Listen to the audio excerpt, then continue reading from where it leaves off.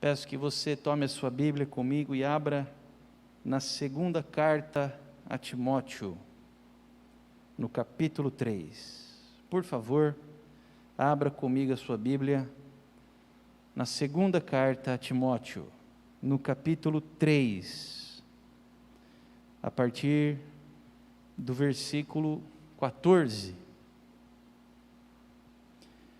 2 Timóteo 3, do 14 ao 17.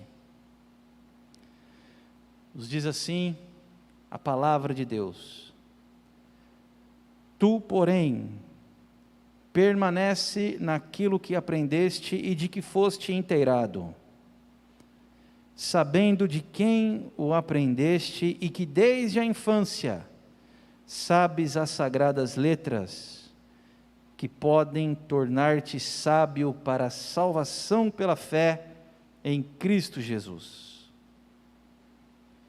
Toda a Escritura é inspirada por Deus e útil para o ensino, para a repreensão, para a correção, para a educação na justiça, a fim de que o homem de Deus e a mulher de Deus seja perfeito e perfeita, e perfeitamente habilitado para toda boa obra.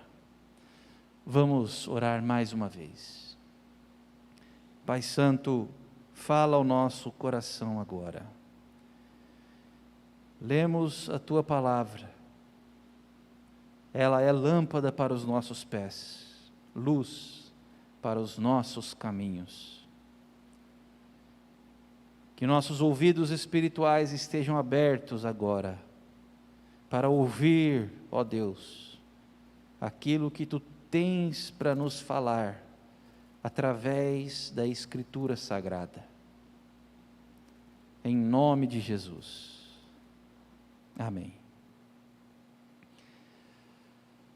O maior tesouro que há sobre a face da terra é a Escritura Sagrada. De todas as coisas mais impressionantes, de todas as coisas mais incríveis que existem sobre a face da terra, nada se compara à Escritura Sagrada, à Bíblia Sagrada. Ela é o maior tesouro da humanidade. Quando nós vemos a Escritura falando sobre a Escritura, então nós temos apenas uma reafirmação do sagrado nos dizendo qual é a sua revelação. Veja que nos tempos antigos Deus se revelou aos homens de várias maneiras, de várias formas, por muitos meios. Mas o autor da carta aos Hebreus nos diz que nos últimos tempos, Ele nos falou através do Filho. João diz que o Filho é o Verbo, a palavra de Deus entre nós. Não tenha dúvida que de Gênesis 1 a Apocalipse 22, o objetivo é revelar Jesus Cristo. Não tenha dúvida que de Gênesis 1 a Apocalipse 22, o foco, o propósito da Escritura é nos revelar o grande amor de Deus em Cristo Jesus. Esse é o propósito da Escritura. A forma como ela trabalha em nós é misteriosa.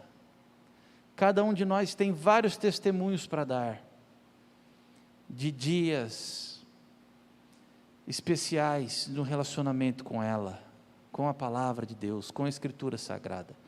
Agora, tem algumas coisas aqui nesse texto especificamente, que eu gostaria que nós dessemos atenção.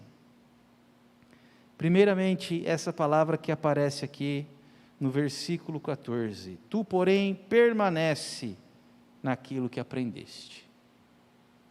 Permanece. Nós vivemos um tempo onde a novidade é valorizada. Alguém aparece com alguma novidade e tenta tirar vantagem disso. Não é diferente nos nossos arraiais evangélicos brasileiros. Teologias novas, doutrinas novas, atraentes,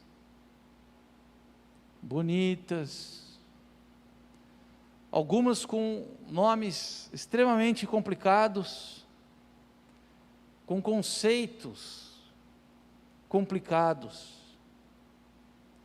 teísmo aberto.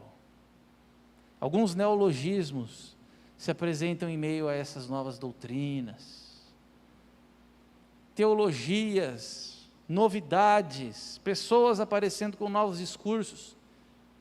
Mas o que o apóstolo Paulo nos diz, inspirado pelo Espírito Santo, é: permanece naquilo que aprendeste.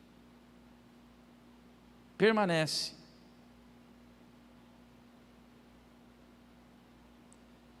As novidades estão por aí. As novidades estão sempre surgindo, aparecendo. Mas se há algo novo que quer mudar, que seja um i ou um tio, conforme as palavras do nosso Senhor Jesus Cristo, que no original significa um iode, ou seja, a menor letra hebraica que existe, um risquinho, é um risquinho, é menor até do que um tio, é menor até do que um i, é um pingo de um i. Se alguém quiser aparecer com algo novo, mas que mude, que tire ou que acrescente um pingo de um i daquilo que já nos foi revelado, fuja, corra, permaneça naquilo que você já aprendeu, sabendo de quem aprendeu, vindo a se tornar um conhecedor das sagradas letras, que podem tornar o homem sábio para a salvação em Jesus Cristo.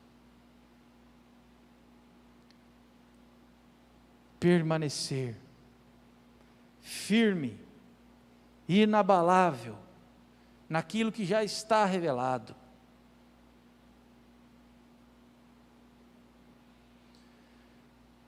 Em 2005, quando eu estava lá na Jocum é uma bênção, né? Mas tem que tomar muito cuidado também com a Jocum, porque tem de tudo lá.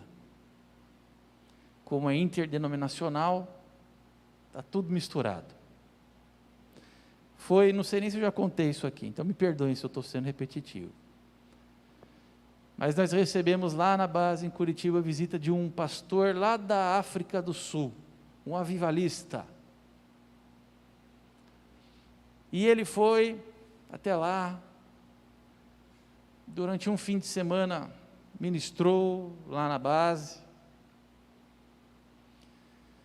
Eu percebia coisas diferentes, coisas estranhas, coisas que, no meu modo de ver, não eram recomendadas biblicamente, não tinham embasamento bíblico, que a Escritura não inspirava, não motivava. Invenções, interpretações bizarras. Mas quando terminou aquele período, eu disse: eu preciso falar com essa pessoa, não é possível. Eu tenho que falar com ele, senão eu não vou ter paz.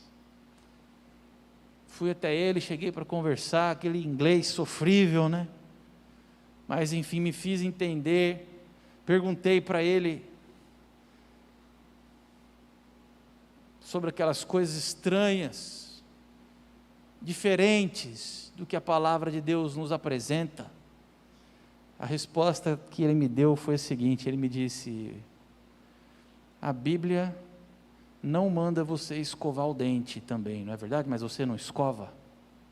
Foi isso que ele me respondeu. Foi isso que ele teve coragem de me responder. A Bíblia não ensina você a escovar o dente, mas você não escova? Falei para ele: então tá bom. Obrigado pelo seu tempo. Deus abençoe sua vida e seu ministério. Estão por aí, fazendo doidices, ensinando coisas que a palavra não ensina, comprometendo a essência da Escritura, que é tornar o homem sábio para o conhecimento da salvação. Não sei se você já reparou, quando você vai numa livraria, eu não sei se você repara na estante de autoajuda.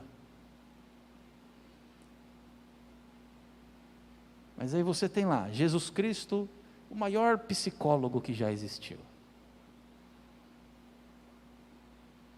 Tem lá, é um livro de autoajuda.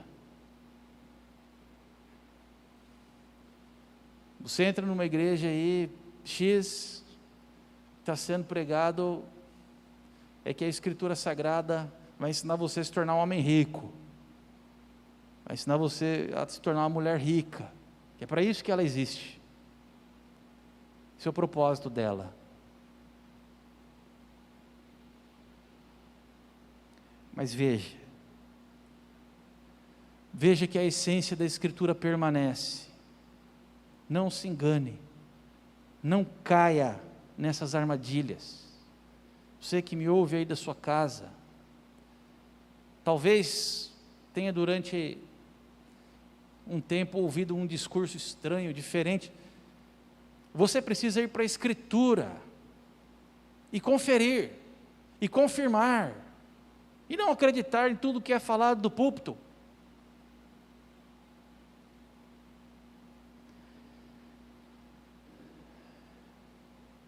Nós não podemos aceitar um evangelho diferente do que foi pregado pelos apóstolos, por Jesus Cristo. Permanece naquilo que aprendeste. Não se desvie daquilo que aprendeste. Permanece.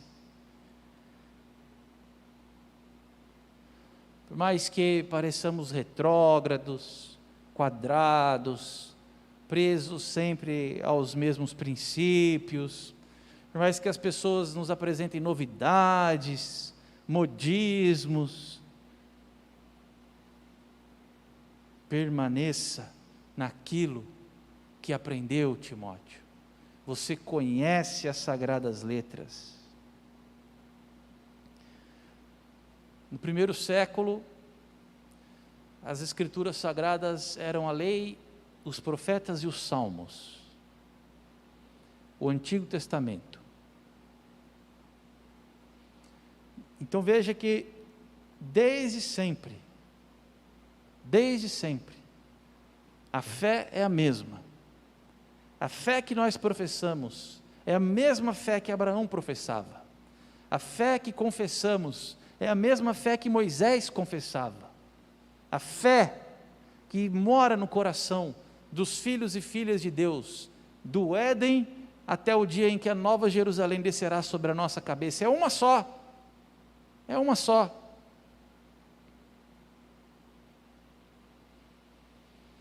Por mais que existam diferenças exteriores, formas, mas nós não estamos falando disso, de métodos, não estamos falando disso, estamos falando da essência. Se a essência está sendo prejudicada, se o centro está sendo deslocado, se Jesus Cristo está saindo do centro e o homem está entrando no centro, veja as músicas, veja os livros, se Jesus Cristo está saindo do centro e o homem está entrando no centro, se o culto está se tornando antropocêntrico, então nós devemos voltar atrás e permanecer naquilo que aprendemos. Se a cruz está sendo deslocada do centro, se a cruz não está mais no centro da Escritura, no centro do Evangelho, então nós precisamos voltar atrás, rever a essência e permanecer naquilo que aprendemos. Permanece.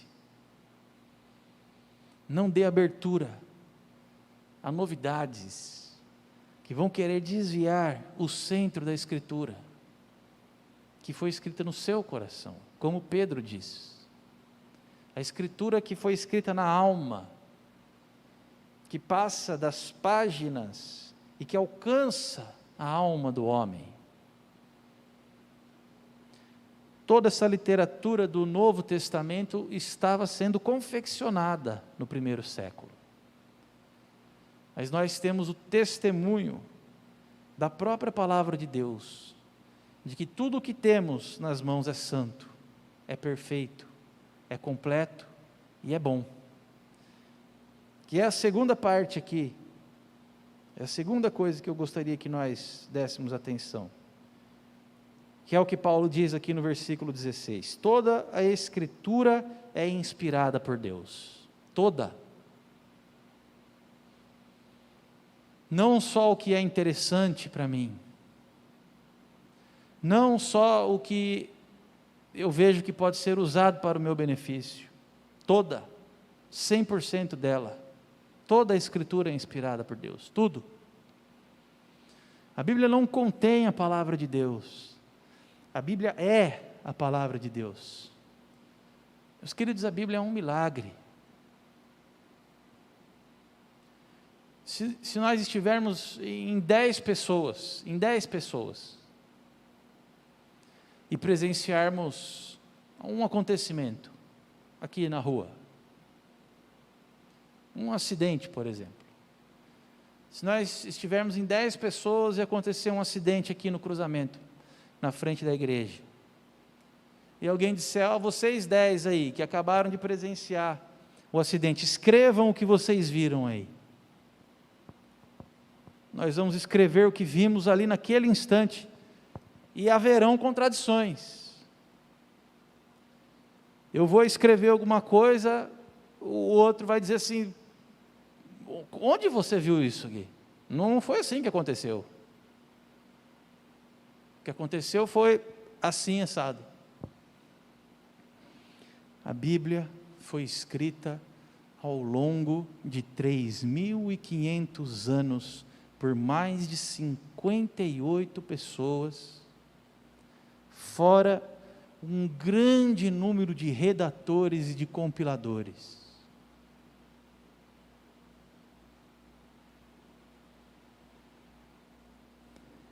E você não encontra nela uma só contradição. Não encontra. Nenhuma. Se você ler os textos dentro dos seus contextos, e você interpretar com verdade e com sinceridade o que está escrito, você vai perceber que não há uma só contradição. Nenhuma. A Bíblia tem sido alvo de estudo há milênios. Há milênios.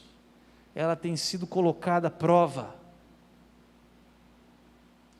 E a Escritura Sagrada passa pelo fogo em 100% das vezes em que ela é posta à prova. Ela passa pelo teste do tempo. Ela se atualiza, se renova, dia após dia. Os escritos mais extraordinários dos filósofos e dos cientistas duram no máximo algumas décadas, no máximo algumas décadas. Daí alguém aparece elogiando, Que bom trabalho essa pessoa fez ao descobrir isso e isso, mas agora veja que isso já está ultrapassado. Surgiram novas evidências, novos dados. E esses escritos científicos, filosóficos vão ficando obsoletos. Mas a Escritura Sagrada, por milênios, sem tirar um i ou sem colocar um tio, ela permanece altamente relevante, contemporânea. Você abre as páginas dos profetas, você vê a descrição que os profetas fazem, e você diz: não é possível, isso foi escrito semana passada, não pode ter sido escrito 1500 anos atrás. A forma como a Escritura nos revela Deus, e também nos traz um autoconhecimento, é tão atual, que parece que foi escrita semana passada, para o nosso benefício. Toda a Escritura é inspirada por Deus. Nós lemos um texto do apóstolo Pedro, onde ele diz que a palavra de Deus é eterna, ela permanece eternamente, eternamente. Isso significa, meus amados, que mesmo quando nós estivermos lá no céu, nós ainda teremos um contato com ela de alguma forma. Veremos ali, personificado diante de nós, tudo o que ela nos revelou e nos revela. Toda a Escritura é inspirada por Deus, não tenha nenhuma dúvida disso. Existiu um filósofo na Alemanha no século XVI,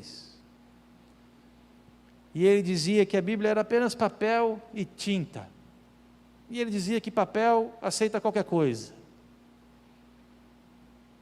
e que em 100 anos, a palavra de Deus, a Escritura Sagrada, já estaria esquecida, seria apenas um compêndio dentro de uma biblioteca, em algum lugar. A casa onde esse filósofo morava, na Alemanha, hoje, é um museu da Bíblia. É um museu da Bíblia. Ele passou. O que ele pensava sobre a Escritura, não importa. Ela permanece. Ela é verdadeira. Ela é a palavra de Deus. Ela é inspirada por Deus. Toda ela. 100%.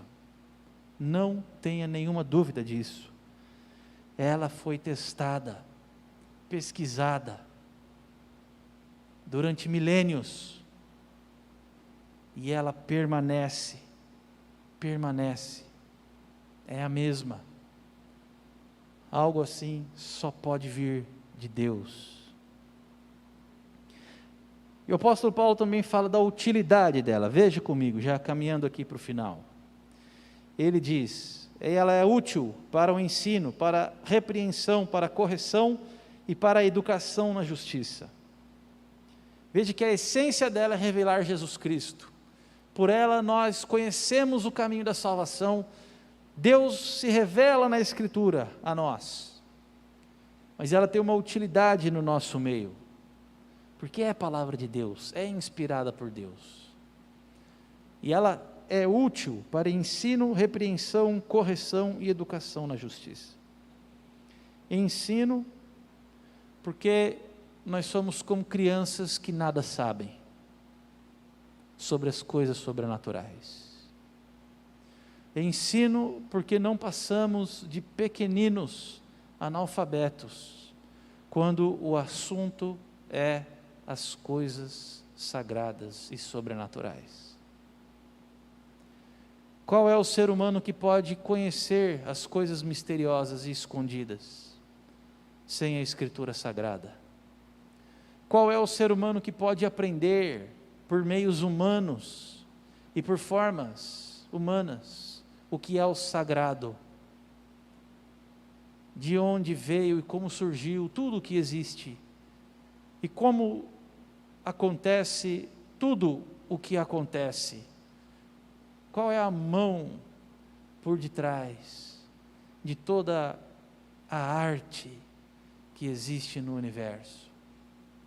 Quem fez as matas, os bosques, os rios? De onde veio o homem, sua vida? De onde veio sua vontade, seu ser, seu interior? Como responder aos anseios mais profundos de um interior que grita? Onde aprender a lidar com coisas tão nobres, sublimes, elevadas, maiores do que nós mesmos?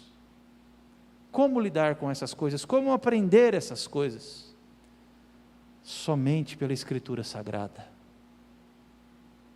É ela quem nos ensina os mistérios da interioridade e da sublimidade, daquilo que é maior e além.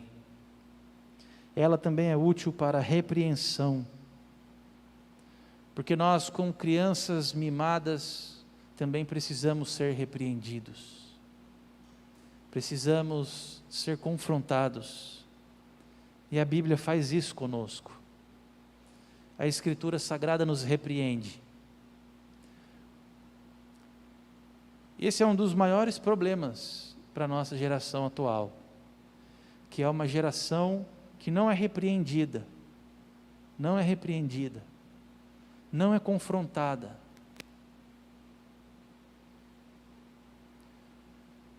Se um filho não aprende a ser repreendido por seu próprio pai, por sua própria mãe, como também se submeterá à repreensão que a Escritura traz, que a Escritura fala?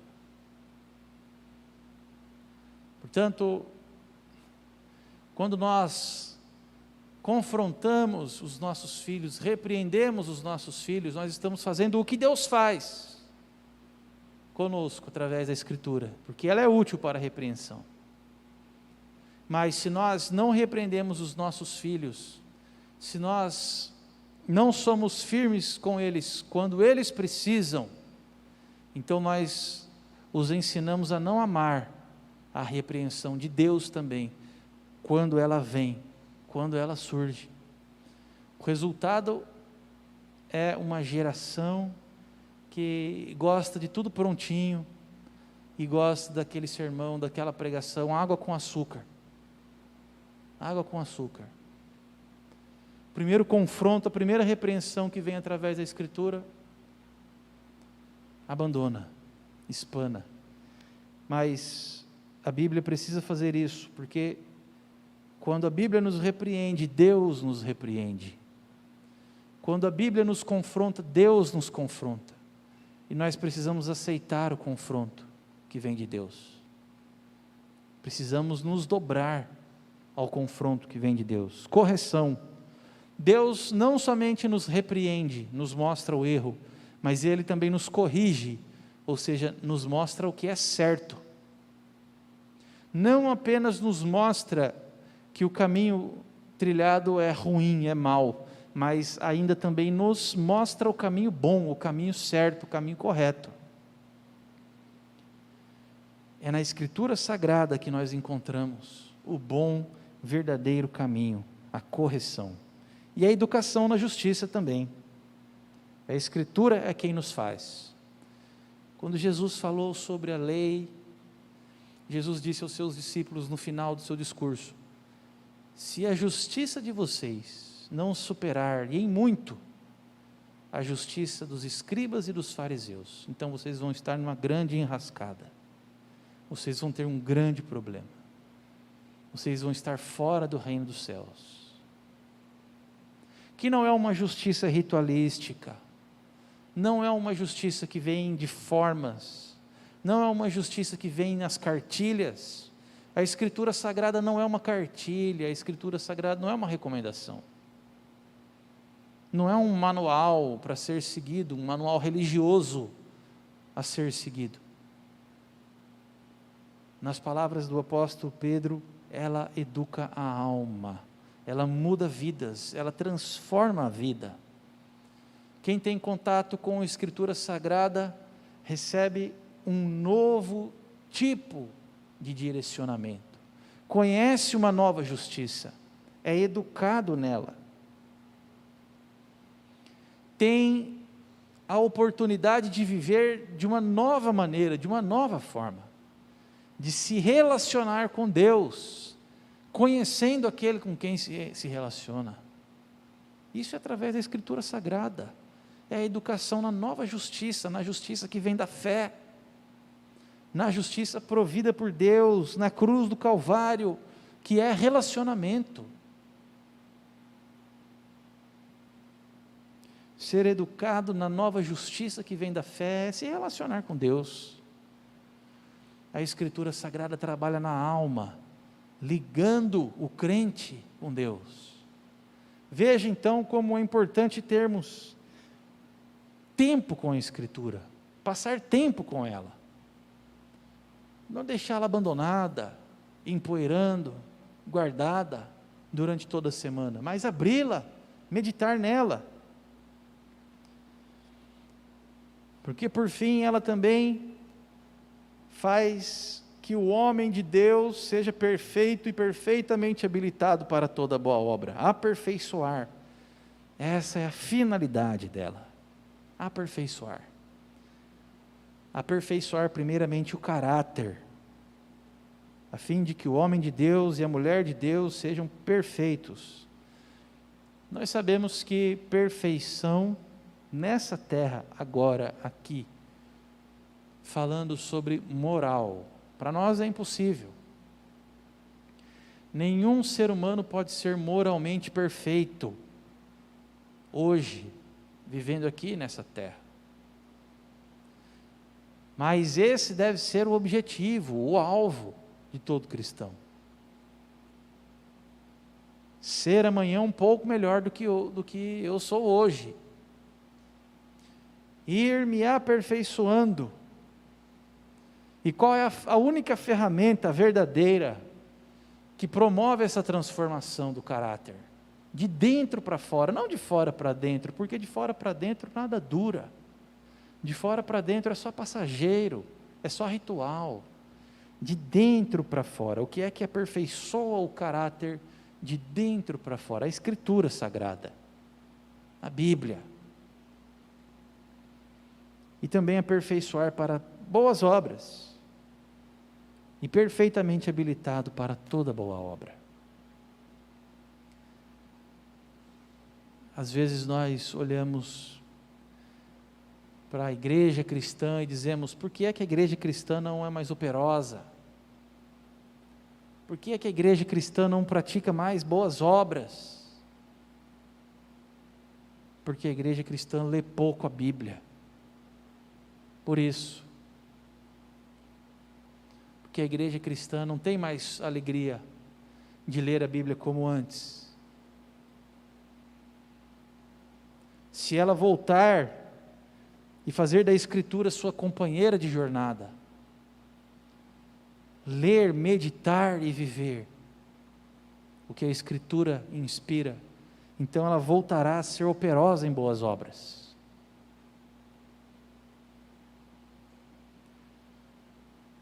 Quantas vezes na semana você lê a Bíblia?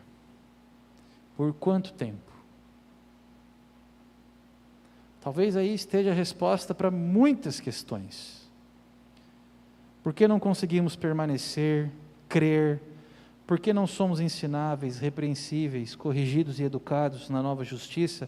E por que não somos aperfeiçoados no caráter e despertados para boas obras? Por quê? A resposta é porque nós lemos pouco a Bíblia.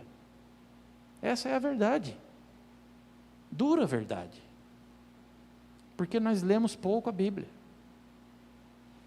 Se nós lermos mais a Bíblia, se nós passarmos mais tempo com ela, se nós nos dedicarmos, formos dedicados na leitura, na meditação, no estudo da Bíblia Sagrada,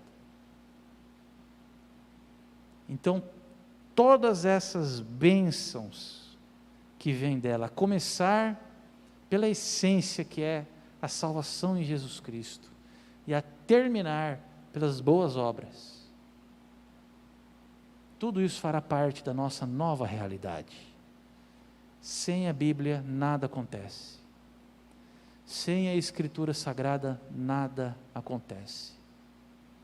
Se nós queremos um reavivamento, se nós queremos ver um novo tempo vindo sobre a igreja cristã, a começar por nós, então esse avivamento tem que ser um avivamento pelas Escrituras, tem que ser um retorno às Escrituras, paixão pelas Escrituras, amor pelas Escrituras, passar tempo com ela.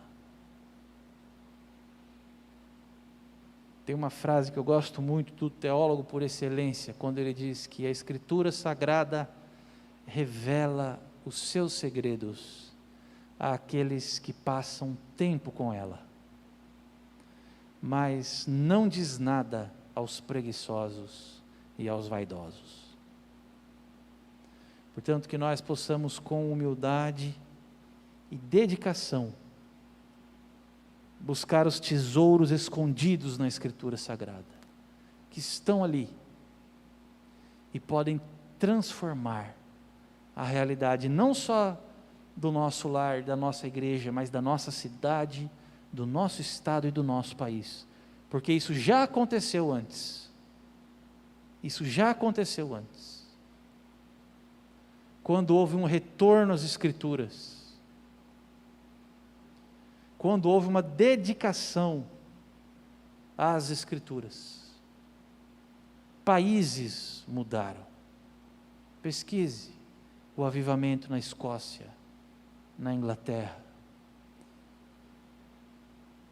Uma oração que John Wesley fazia no final da sua vida, pregando para a sua comunidade, vendo quais eram os rumos que a igreja estava tomando, era: Deus, faz de novo, faz de novo. Porque ele percebia que o esfriamento da igreja é um esfriamento da Escritura. Quando a igreja abandona a Escritura, a igreja esfria. Nós possamos amar a Escritura Sagrada, amar e nos dedicar a ela.